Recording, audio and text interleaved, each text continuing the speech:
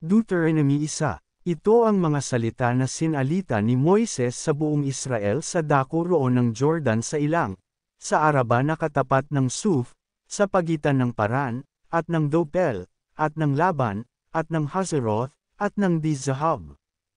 11 araw na lakbayin mula sa Horeb kung dadaan ng bundok ng Ser hanggang sa Cades Barnea. At nangyari ng ika-4 na taon, ng ika-11 buwan, ng unang araw ng buwan, na nagsalita si Moises sa mga anak ni Israel, tungkol sa lahat na ibinigay sa kanyang utos ng Panginoon sa kanila.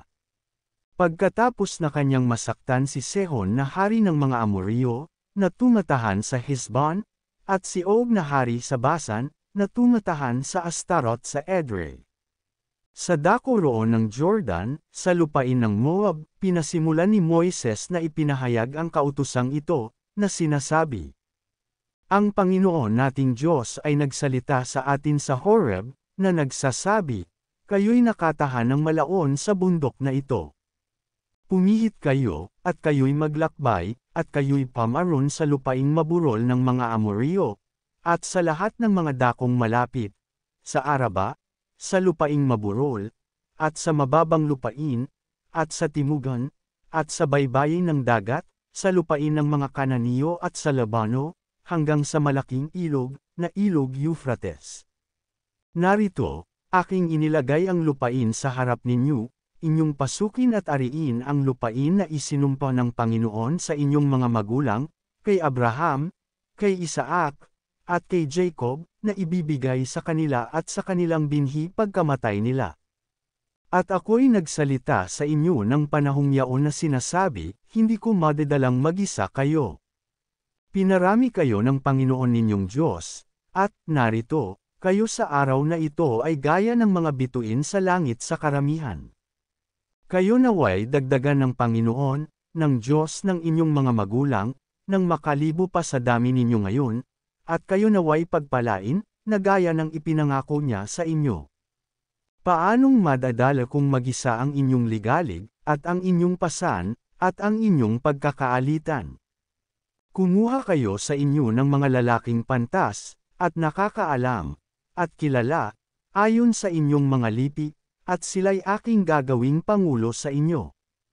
At kayo'y sumagot sa akin at nagsabi, ang bagay na iyong sinalita ay mabuting gawin namin.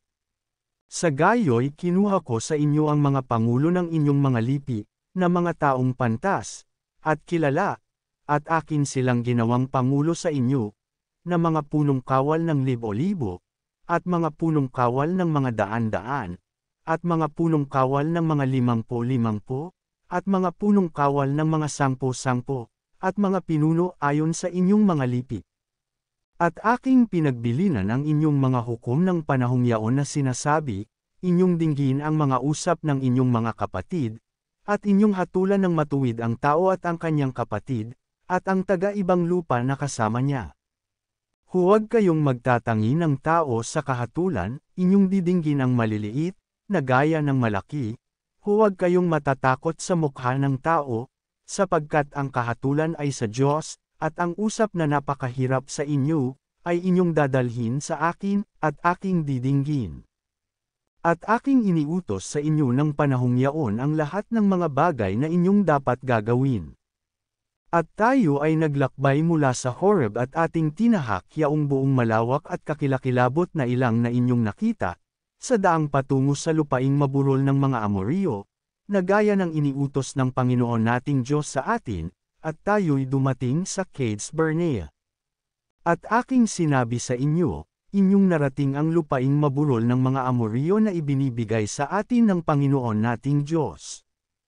Narito, inilalagay ng Panginoon ninyong Diyos ang lupain sa harap mo, sampahin mo, ariin mo, na gaya ng sinalita sa iyo ng Panginoon, ng Diyos ng iyong mga magulang, huwag kang matakot, ni Mang Lupaypay.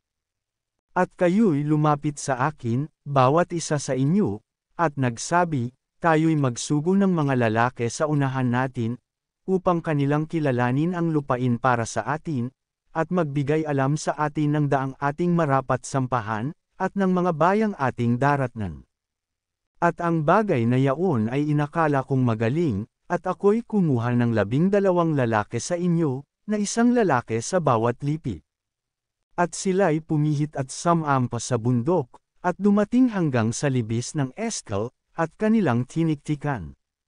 At sila'y nagbitbit ng bunga ng lupain sa kanilang mga kamay, at kanilang ipinanaog sa atin, at sila'y nagdala ng kasagutan at nagsabi, mabuting lupain ang ibinibigay sa atin ng Panginoon nating Diyos. Gayon may hindi kayo umakyat, kundi nang himagsik kayo laban sa utos ng Panginoon ninyong Diyos. At kayo'y dumaing sa inyong mga tolda, at inyong sinabi, sapagkat kinaputan tayo ng Panginoon, ay inilabas tayo sa lupain ng Ehipto, upang tayo'y ibigay sa kamay ng mga Amoryo, upang tayo'y lipulin. Saan tayo sasampa? Pinapanglupaypay ng ating mga kapatid ang ating puso, na sinasabi, ang mga tao ay malalaki at matataas kaysa atin, ang mga bayan ay malalaki at nakukutaan ng hanggang sa himpapawid, at bukod dito'y aming nakita roon ang mga anak ng mga Anaseo. Nang magkagayoy sinabi ko sa inyo, huwag kayong manggilabat ni matakot sa kanila. Ang Panginoon ninyong Diyos, na nangunguna sa inyo, ay kanyang ipakikipaglaban kayo, ayon sa lahat ng kanyang ginawa sa Ehipto dahil sa inyo sa harap ng inyong mga mata. At sa ilang, na inyong kinakitaan kung paanong dinala ka ng Panginoon ninyong Diyos, na gaya ng pagdadala ng tao sa kanyang anak, sa buong daang inyong nilakarin hanggang sa dumating kayo sa dakong ito. Gayon may sa bagay na ito, ay hindi kayo sumampalataya sa Panginoon ninyong Diyos, na nagpauna sa inyo sa daan, upang ihanap kayo ng dakong mapagtatayuan ng inyong mga tolda, na nasa apoy pagkagabi, upang ituro sa inyo kung saang daan kayo dadaan, at nasa ulap pagkaaraw. At narinig ng Panginoon ang tinig ng inyong mga salita, at nag-init, at sumumpa, na nagsasabi, tunay na hindi makikita ng isa man itong mga taong masamang lahi ang mabuting lupain na aking isinumpang ibigay sa inyong mga magulang.